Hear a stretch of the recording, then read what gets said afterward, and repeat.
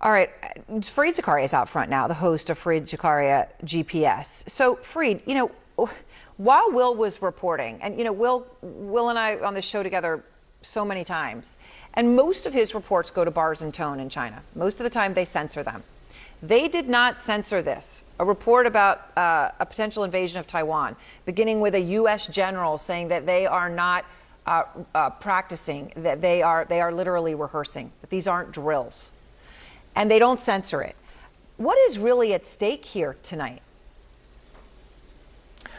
These are the highest stakes, and the Trump administration has badly bungled this.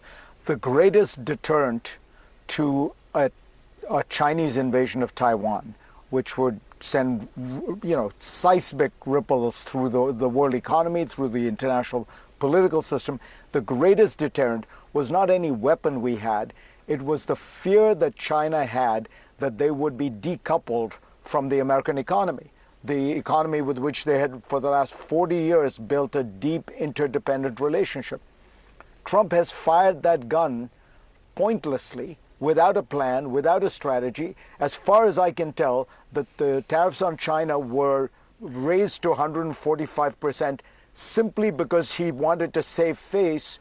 He was backtracking and flip-flopping on all the other tariffs, so he needed to turn China into his punching bag.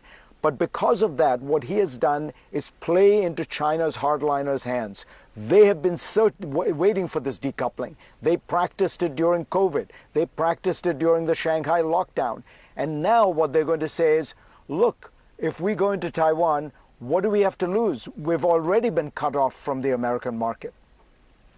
I mean, it is stunning to consider that this may be where this goes. You talk about the path from tariffs to war, a precipitous one.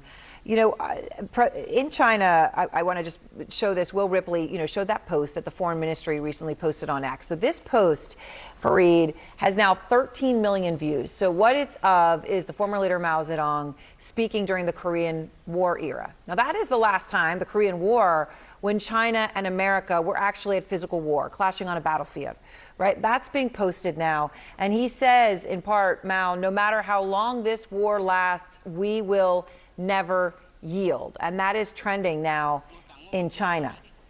I know this feeds into what you're talking about, but the symbolism here is so culturally significant.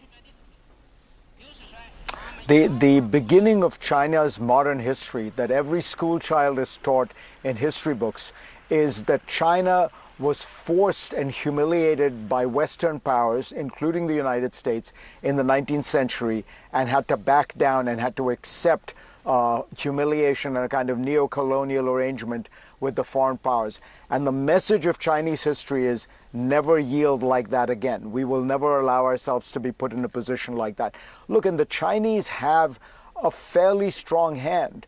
A lot of the things the United States imports from China, precursors to chemical, pharmacy, drugs, chemicals, minerals. These are all core things, computer chips. I think I saw one number that said 60% of the chips we import are Chinese chips.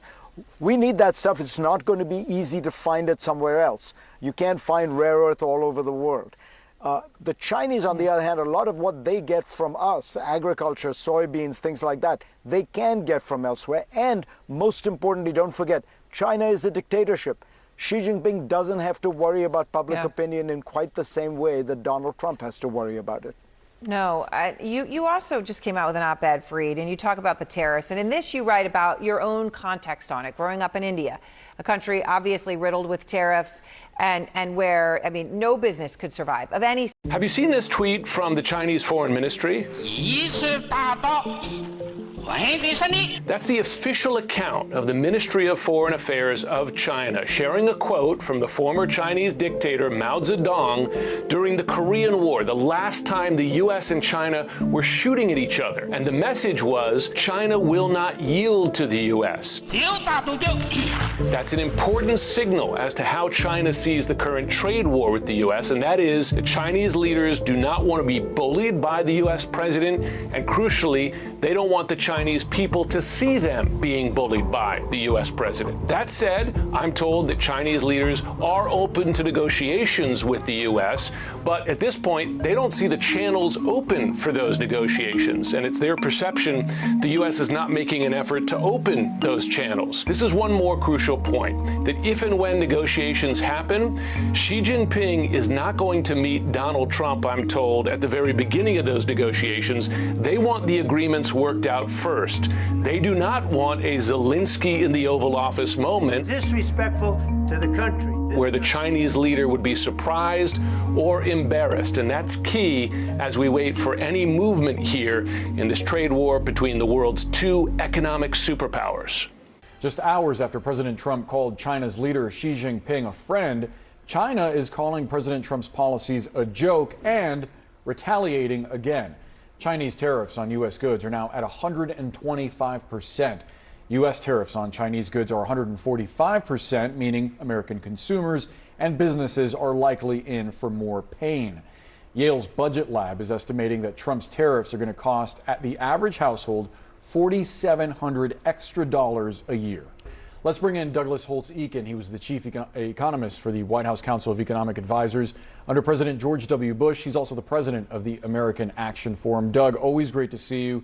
What does this Chinese escalation of 125% on U.S. goods mean for the U.S. economy? Well, it's just more bad news. And, you know, as you reported, we saw incredibly poor consumer sentiment numbers this morning. In that survey, by the way, consumers expected inflation to be 6.7%, the highest we've seen since 1981. So people are expecting costs to go up. Retaliation by China adds to those upward pressures.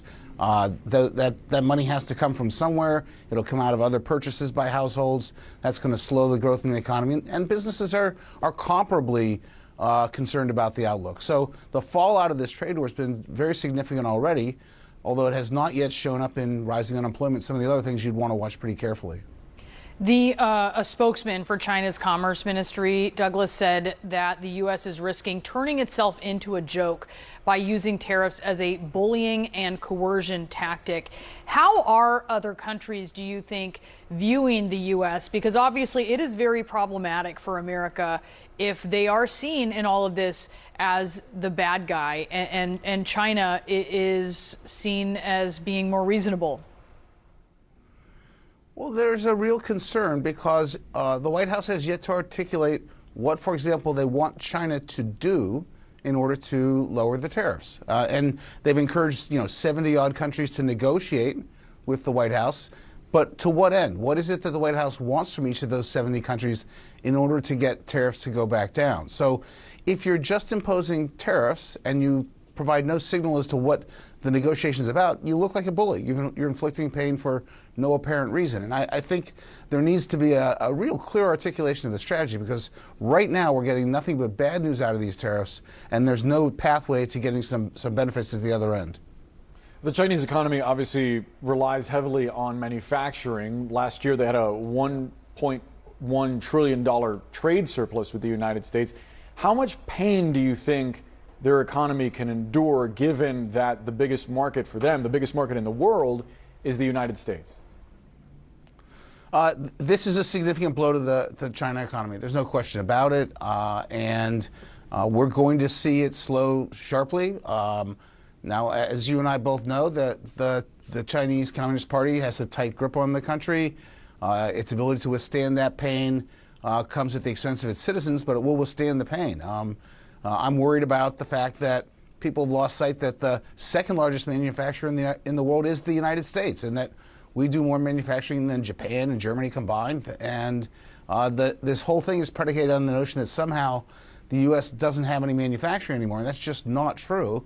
What we're doing now is taking the established manufacturing giants in the world, China and the United States, and pitting them one against the other.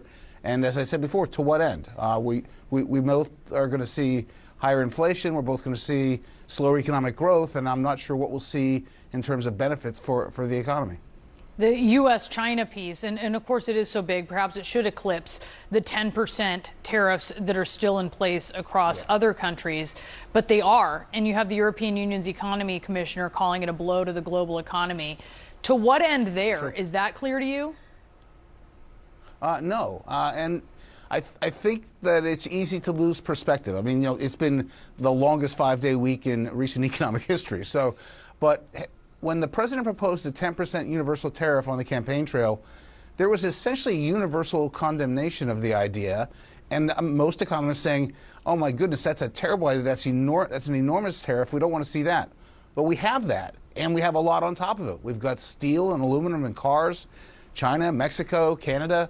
So the fact that he paused the reciprocal tariffs doesn't mean that he's eased up. This is a tremendous imposition of tariffs, and the U.S. tariff rates are now extraordinarily high. And what will we get for that? It's far from obvious. I don't know what he wants to accomplish.